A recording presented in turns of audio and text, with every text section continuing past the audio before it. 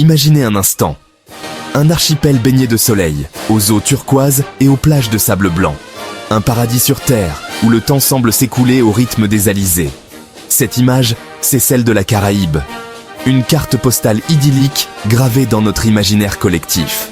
Mais si je vous disais que derrière cette façade de tranquillité se cache une histoire d'une violence et d'une ambition démesurée.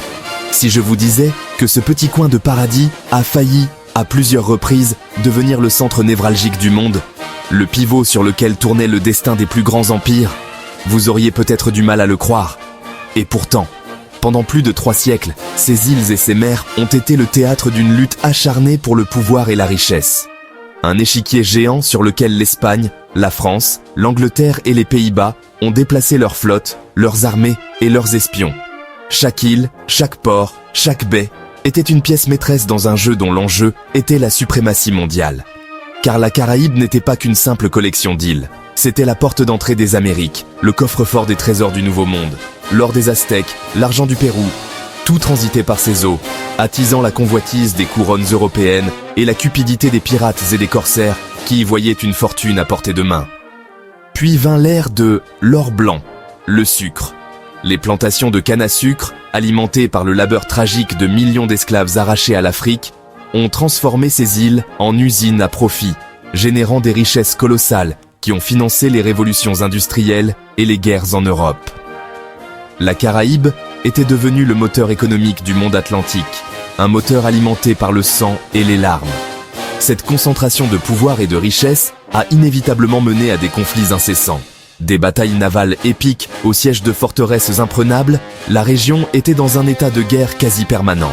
Mais c'est aussi ici, au cœur de ce système d'oppression, qu'a germé l'une des plus grandes révolutions de l'histoire, la révolution haïtienne. La seule révolte d'esclaves réussie qui a abouti à la création d'une nation indépendante, changeant à jamais la face de la région et inspirant les luttes pour la liberté à travers le monde. Aujourd'hui, l'écho de cette histoire résonne encore. Des tensions géopolitiques aux routes maritimes modernes qui traversent le canal de Panama, l'importance stratégique de la Caraïbe demeure. Comprendre son passé, c'est détenir les clés pour comprendre les dynamiques de notre monde actuel. Alors, comment ce petit archipel est-il devenu l'arène où se sont joués les destins du monde ?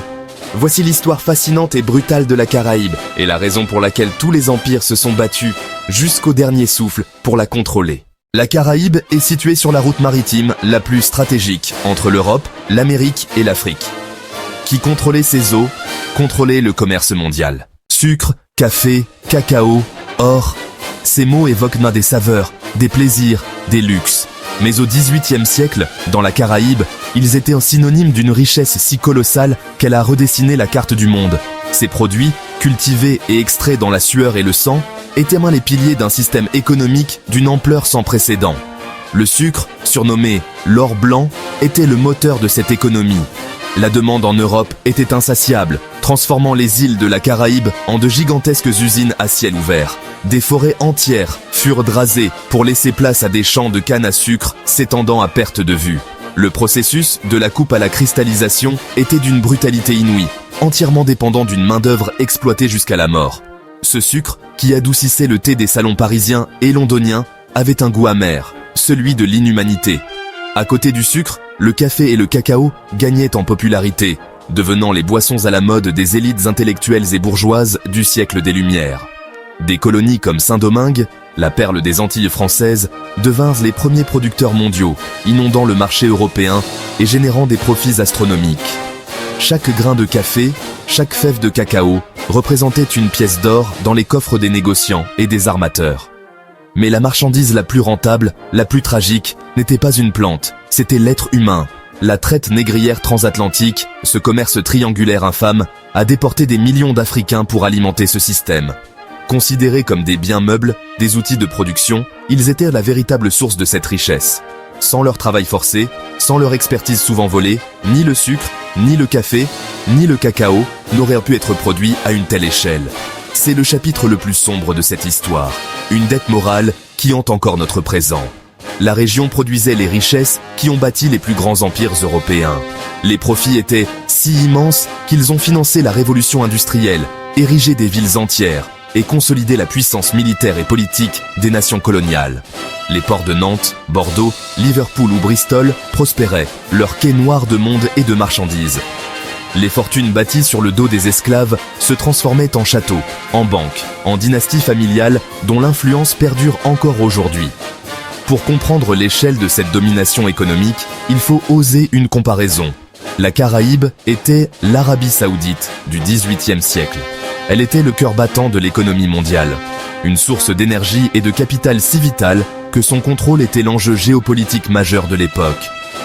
Posséder une île à sucre était plus stratégique que de posséder de vastes territoires en Amérique du Nord. C'est dans ce chaudron de convoitise, où la richesse coulait à flot, que les empires allaient s'affronter dans une lutte sans merci pour la suprématie. Chaque empire voulait sa part. La France, l'Espagne, l'Angleterre, les Pays-Bas, tous ont déclenché guerre, massacres et complots pour contrôler ces îles. Et puis, au milieu de ce grand jeu impérial, arrive une détonation.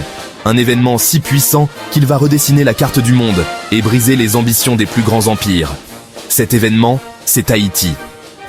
Avant de devenir un symbole de libération, la colonie française de Saint-Domingue était connue comme la perle des Antilles.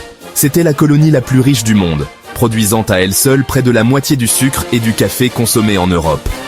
Mais cette richesse inouïe reposait sur un système d'une brutalité sans nom. L'esclavage de centaines de milliers d'Africains déportés. Un système conçu pour extraire un maximum de profit au prix d'une souffrance humaine inimaginable.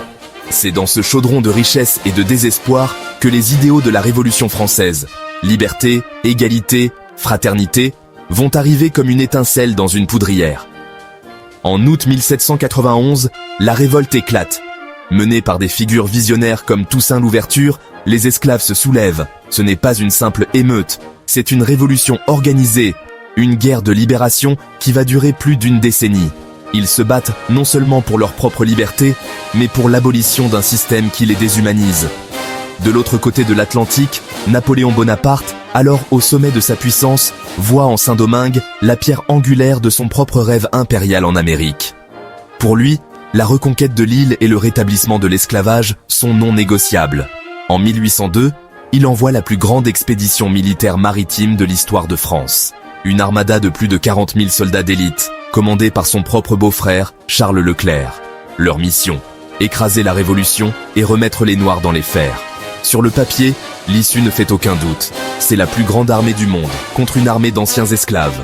Mais l'impensable se produit. L'armée de libération haïtienne, sous la direction de Jean-Jacques Dessalines, après la capture de l'Ouverture, mène une guerre totale. Ils connaissent le terrain, ils se battent pour leur survie et leur dignité, et ils sont aidés par un allié inattendu et redoutable, la fièvre jaune, qui décime les troupes européennes non immunisées. La grande armée de Napoléon fond comme neige au soleil. C'est une défaite humiliante, une catastrophe militaire et politique pour la France. Et c'est là que la détonation géopolitique retentit à travers le monde. Sans Saint-Domingue, le joyau de la couronne, tout le plan d'empire américain de Napoléon s'effondre. Le vaste territoire de la Louisiane, qu'il avait acquis pour nourrir la colonie sucrière, devient un fardeau inutile et coûteux.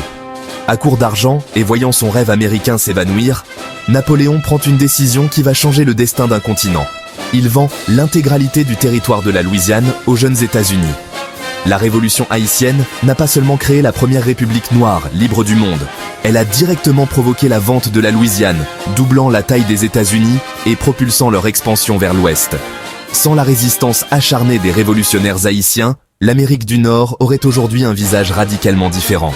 La révolution haïtienne a changé la géopolitique mondiale. Aujourd'hui encore, les États-Unis, l'Europe et même la Chine surveillent la région. Contrôler la Caraïbe, c'est toujours contrôler une porte d'entrée vers l'Amérique. Si tu veux comprendre la vraie géopolitique de la Caraïbe et d'Haïti, abonne-toi, like et partage. La vérité continue dans la prochaine vidéo.